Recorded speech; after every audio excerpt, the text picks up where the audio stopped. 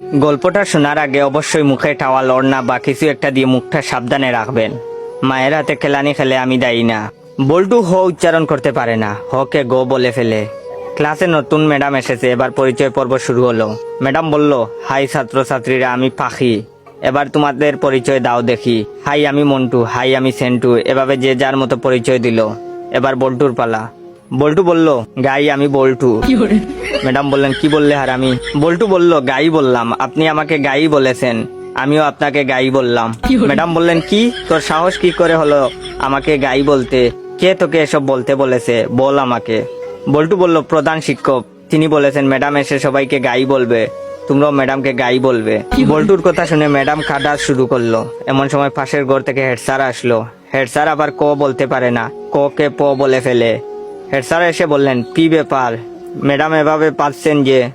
প্রথম দিনেই ম্যাডাম রে এভাবে পাদানো হলো কেন? হেড স্যারের কথা শুনে ম্যাডাম আরো জুড়ে জুড়ে কাঁদা শুরু করলো। হেড স্যার বললেন, প্লিজ ম্যাডাম, আপনি এত জুড়ে জুড়ে পাদবেন না, আজ আপনার প্রথম দিন, আপনি এত জুড়ে জুড়ে পাদলে মানুষ কি ভাববে? প্লিজ আস্তে আস্তে পাদুন, তাহলে আমরা ছাড়া আপনার পাদার শব্দ অন্যরা শুনতে পাবে না। হেড স্যারের কথা শুনে ম্যাডাম তো কাঁদতে কাঁদতে বেঞ্চের উপর শুয়ে পড়লো। এমন সময় টিওনো হাজির। টিওনো আবার শ বলতে পারে না, শকে ম বলে ফেলে।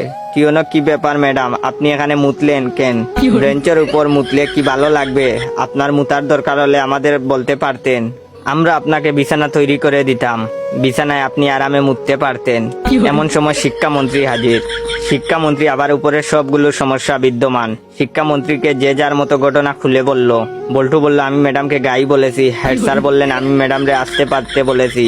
টিওনো বলল, ওদের কথার জন্য ম্যাডাম বেঞ্চের উপরে মুততেছিল, তাই আমি ম্যাডামকে বিছানায় মুততে বলেছি। তখন শিক্ষামন্ত্রী বললেন, ও বুঝেছি, গাইটা পাততে পাততে বেঞ্চের উপরে মুতেছে। এটা শোনার পর ম্যাডাম তো বেহুশ।